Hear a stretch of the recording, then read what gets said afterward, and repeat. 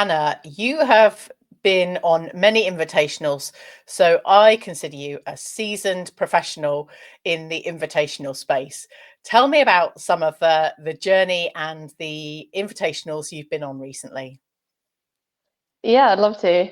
So I actually started on Enyo. I was on Enyo 3 back in the day. Yeah, it was my first one, and I just enjoyed the hell out of it. And yeah, from then I've just been really drawn to sub-only matches. I think sometimes I find it's a more interesting way to sort of express and grow your jiu-jitsu as opposed to the point system. Don't get me wrong, I think tournaments are really great and a really great place to sort of show off your skills, but sub-only is just so exciting, especially when maybe if you're trying to work some subs that aren't on your level yet. So if you're going for more like leg entanglement stuff, it's a great opportunity to explore that. And also the length of the fights I find really help. I feel like sometimes in tournaments my jiu-jitsu starts getting good around the 4.5 minute mark. So in a 6 or 5 minute match, that's not really great. But in a 10 or 8 minute match, it's nice to be able to sort of sit back and take your time. And it's also really nice to have like a specific goal to work towards. So, you've got this one match where, you develop a game plan, you get all the tickets, you get all the hype. So, yeah, I've just been really motivated by the sub-onlys, I think. I'm very excited to hear a bit more about Enyo 3, but we will get there in a moment. It's really great to be able to chat with you for the Enyo Submission Only Jiu-Jitsu podcast and the Enyo 7 event at Central Hall in Southampton on Saturday, the 7th of June. Go and get your tickets if you haven't already. And if you listen to this after the event, get yourself to the very next Enyo event. The episode is sponsored by Jiu Jitsu Lou Podcast, one of the other Jiu Jitsu podcasts that I host. My aim is really to get more people listening and watching to great jiu-jitsu podcasts. One of the things that I really want to kind of emphasize is allowing everyone to have a voice. Whether you're a kind of high-profile competitor or professional athlete, or whether you are just training and starting out your career, for me, it's really important to share all of those voices because we all make up the great community that is the Brazilian Jiu-Jitsu community. Go and check out all of the sponsors for Enyo 7 in the show notes. So Anna, tell me about Enyo 3. I kind of missed that note. Honestly, it feels like so long ago now, but it must only be like, I don't know, 1 or 2 years ago, maybe like probably a year and a half ago. It was my first sub-only event. I'd gone down to Southampton a few times for the women's open mats, and it was still relatively new at the time, Enyo. And I mean, I was horribly, horribly nervous, as I think everyone is in the run-up to a competition. But I had a good team supporting me, which was really nice. And I I was against someone who I had fought not that long before that fight in sort of like a tournament style, and she had won that. And so I think that sort of really fueled my nerves, but also, I guess, motivation to show a little bit of a different kind of style, I guess. Something quite funny as well is that we have the same name, and because there was no sub and there's no points or anything, so I wasn't entirely sure at the time who had won. And of course they said Anna because we're both Anna. So in the video there's a bit of a few seconds delay in me realizing that I'd won. So yeah, amazing. So how did that feel, winning and not knowing throughout the match that you had actually won that particular invitational match? I mean, obviously winning felt incredible. And I know this probably won't be the same for a lot of people, but for me, I found it really helpful not really focusing on like, this made me sound like a terrible athlete, not focusing on points and the scoreboard the whole time. It was a lot more freeing to just focus on the flow of my moves. And you know intrinsically if you have a dominant position, if you have a sweep, if you have a pass, those are obviously good things. But sometimes in a tournament, I can get very distracted almost by the scoreboard. So it was really nice in that to just be like, there's only one thing to focus on. You just have to go. Good. I like hearing that, because not focusing on the scoreboard as the match is progressing and still focusing on your game, being incredibly focused and still winning. So I have a different problem. I have to wear spectacles, glasses, so that I can see kind of medium to long distance. So when I was competing in Barcelona, I had no idea what the scoreboard was saying throughout the whole of the match. It kind of comes with age, so I couldn't see, which was the frustration. So, so my attention was taken away. But it sounds like not being able to see the scoreboard as you go through has its benefits. Yeah, definitely. I feel for you with that. I know there's a lot of people in training who you just see glasses at the edge of the mat so that obviously they don't get broken. Yeah. I often don't know who is approaching me for a sparring session, and then I've said yes before I've realised who it is. Not that I would turn Oh. down a session. Well, hey, it's a great excuse to cop out of a role. Yeah, but Oh, sorry, I didn't see you. I don't have my glasses on. I've already committed at that point, Anna. I'm done for. Yeah.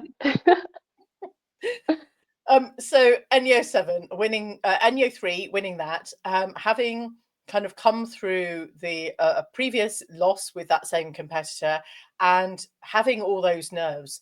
How did you deal with the nerves? Because I know there are a lot of young upcoming athletes on Enyo 7 that might be feeling quite nervous. This is their first invitational, or they might be feeling very confident. Do you have any advice for them? Yeah, so this is something that I've really struggled with a lot, and something that I think a lot of students can probably relate to. So I used to get horrible, horrible exam nerves, and it's the same nerves that you get while competing. And this is going to sound so just like duh, but I had a real epiphany while I was in a tournament where I was just on the mats and I was really, really nervous, and then I started rolling. And then I just sort of suddenly said to myself, it's not that deep. And I know it's not always as easy as that, but I Yeah, sort of realized this isn't an exam that, my entire future is based on. And this isn't like the UFC. This isn't some grand final. This is a hobby that I enjoy, that I love. I do it for the love of it. So I need to just sort of remember that and really take that to heart. And almost, it helps me to imagine that I'm in my home gym as well, that there yeah. isn't loads going on around and it's just me and the mats and my opponent.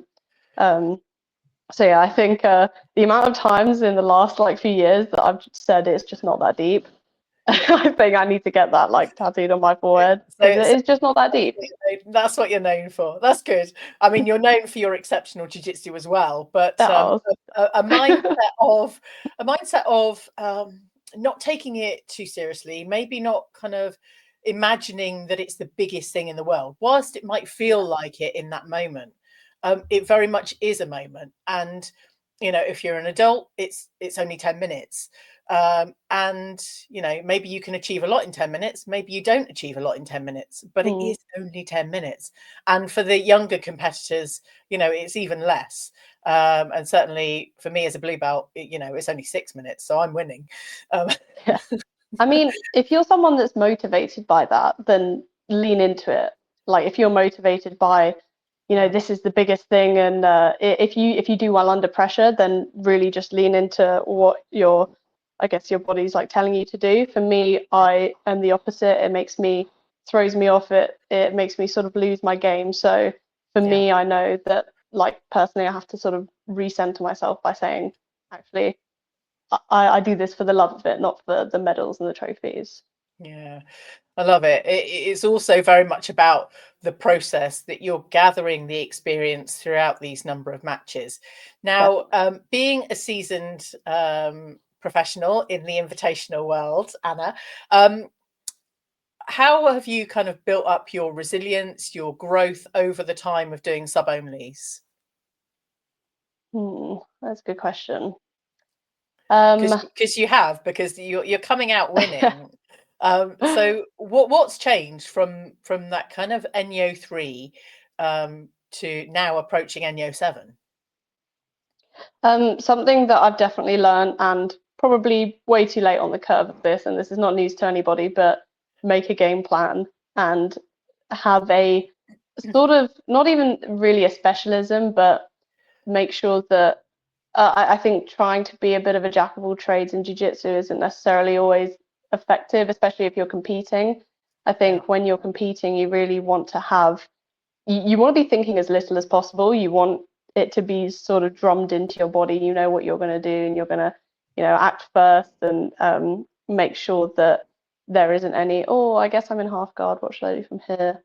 And it's really helped me really focus my jiu-jitsu. So maybe I'll go into class and having done a bunch of research on, I don't know, butterfly guard or something like that, and then test it out and keep at it. I think it's really, I find it very difficult to stay focused just like in life. I'm a very scatterbrained person, but sub-onlys have really helped me like hone in like what a specific game plan should be, which has been really useful. Nice. It does sound like a great technique. I've recently spoken to someone on a podcast about having their kind of A game. And actually, even if the beginning part of the match doesn't go their way, they still start and get to that first position on their A game, and then work their plan. And whilst that may have come into my thought process, it very much is much more of a kind of solidified mindset and goal for all of my matches now. I don't always manage to have an A game for each one, but I feel like the more that we're all training Brazilian Jiu-Jitsu, the easier it is to build up our own game. Yeah, definitely. And I think the beauty of Jiu-Jitsu, it's so unique, and I guess a lot of martial arts are very unique in the way that there's usually sort of 2 or even more like win conditions. So even if you're really down on points, then it can still turn around, that it doesn't really happen in, I don't know, football or basketball or something. If you're down on points, that's kind of it. But in jiu-jitsu, you never know. You could be 12 points up and then suddenly get rear naked choked. So it's always interesting. That is a crying shame when that happens. I've got 2 young children, and they often sneak up with a rear naked choke. But thankfully, I'm a blue belt and I know how to defend it. Good. This is the Enyo Submission Only Jiu-Jitsu podcast with me, Lou Temlett, talking with all of the upcoming E007 competitors and sponsors. One of the things that would really help this show grow is by you subscribing or whatever, on whichever platform you're on.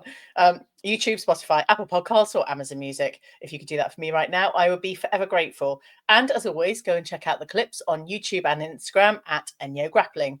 Today, I'm having a conversation with Anna Menikou. Thank you so much for joining me, Anna. Are you known for any specific submission? Am I known for any specific submission? Something terrible comes to mind. Where is it a leg lock, Anna? It's not a leg lock, and I will defend this to my dying breath. As soon as I got my blue belt, for the first month, no one did anything but wrist lock me. From then, it's just been the warpath. If you roll with me, I will probably try and wrist lock you, probably from a position that shouldn't really facilitate a wrist lock, but I stand by it. It's a legit technique. Argue with the wall. Okay, I am speechless because, I've rolled with a number of high-level jiu-jitsu athletes, and if the wrist lock's there, they're going for it. So good luck to everyone that is blue belt and beyond. Bad luck to the rest of us. Okay, so talk to me about some of your highlights over the last few years with super fights and people you've connected with on the jiu-jitsu scene. Oh, I've done a handful of super fights over the last year or so. I've got a few coming up as well. some that comes to mind, the last few Valhalla ones that I've done have been up in Manchester, and I'm from the south, so traveling up to Manchester, usually by myself. I love it. It's a great place, but it's daunting to be by yourself, um, especially when you're competing. You don't really have loads of people in your corner or cheering for you, especially if your opponent does. But it's been really nice to realize that I actually know quite a few people just through jiu-jitsu. So I met up with Shane Curtis, who I used to roll with at Nottingham MMA. I used to train there, and Chanel O'Brien, who I fought 2 Valhallas ago. We've just like had a natter, had a chit chat every time we sat down together, and yeah, just really lovely people, and it's nice to know that yes, I'll go up there alone, but I'm not on my own. Yeah. So yeah, that's been really lovely. Good. And before we started recording, you've met John Danaher and various others. Talk to me about what you've learnt in that time. Oh my God. Yeah, I went to Austin a few years ago, and I went to a class with John Danaher, and it was crazy that just the amount of just gold that came out. I wanted to write it all down. And I think with jiu-jitsu, a lot of what you need to learn isn't this sounds super, philosophical, but it's not the step by step, but it's the sort of the gray area movements and the overarching philosophies. And I think in seminars that I've been to, like John Danaher's, and I went to a Hoist Gracie seminar as well. They got across the overarching why are we doing this movement? Why am I shifting my weight here?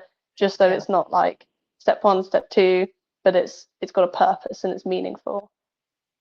Nice. I love that. It's such a fantastic experience. And, if we can get to attend any of these seminars, it's always great to learn those things. We all enjoy training with our coaches and learning techniques. And it is always kind of another level if we're learning kind of I like the why, but actually, I think that, like you say, underpins the reason for all of it, because then you can put into your mind, just the understanding behind everything, and it feels like it means so much more, because as we all know, Brazilian Jiu-Jitsu is not a superficial game. We are going in for it, and we're all involved, because it's quite an addiction, really. I know a lot of us train at lots of different clubs, go to lots of open mats, and just have probably more than 10 rash guards. Anna, how do you kind of value open mats and women's only spaces? I love a good women's only open mat. I think something that kind of makes me quite emotional is when you show up and there's just so many. I've been to loads before where there's 30, 40, 50, just huge like classes full of women, and first of all you think, where have these women been? Where are they? Yep.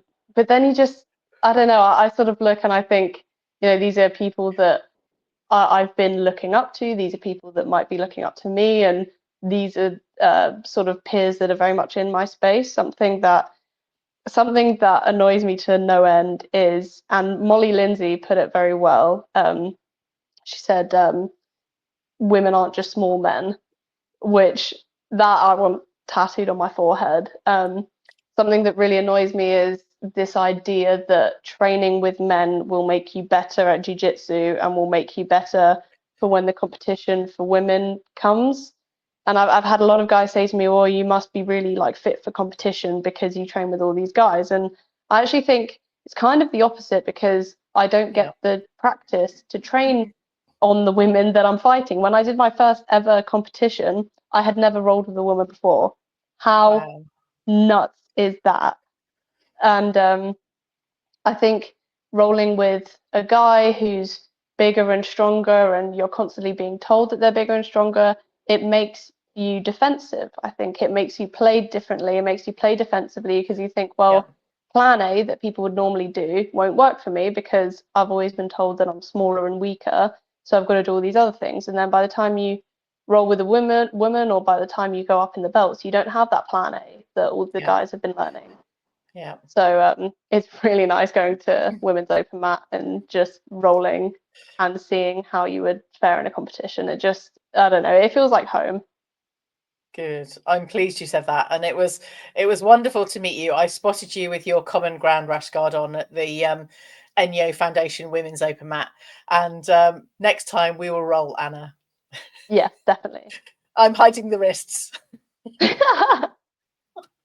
I'm a blue belt too. Well, no. What? Forgive me. What rank are you? Purple. You're a purple. Okay, I'm bowing down to the purple, but I'm still hiding my wrists. Hey, you can wrist lock me back. It works both ways. Yeah, I have to find them first. How excited are you about the E007 event? I'm so excited. It's always a great event. It's always just really fun to have loads of people that you love, that you know, and everyone supporting each other. It's always good energy. And it's about the jiu-jitsu as well. You know, it's about it, of course, it's about raising women in the sport and raising their voices, but it's not just about that. You know, we're not just defined by being women. It's also very much they're really exciting, compelling matches to watch. That it's great jiu-jitsu. It's legitimate, amazing jiu-jitsu. So it's inspiring. It's amazing. It's everything. Fantastic. I'm very much looking forward to seeing everyone on that mat and just watching everyone's performance, because when I was at E006, you've heard me say this before, I was so fired up, I wanted to be on there as well. But I will hold that fire for my training sessions. What are you doing in preparation for E007? Honestly, the same as every sub-only match. It's refining a game plan. It's eating well. It's exercising a lot. But it's also making sure that mentally I'm not in a place where I lose the love of it or I get frustrated. And if that is the case, then I'll take a day rest. I'll take maybe even more. It's mental preparation as well as physical. Good. Now, whilst you're competing, I've spoken with the previous guest, Taya Jones, and she wants everyone hyping her up and kind of cheering even during the match. Now, is that a comfortable kind of situation for you, or do you like the silence of a kind of an invitational space? The silence is a bit rough, I won't lie, because especially if you just hear the breathing and sometimes they're not breathing.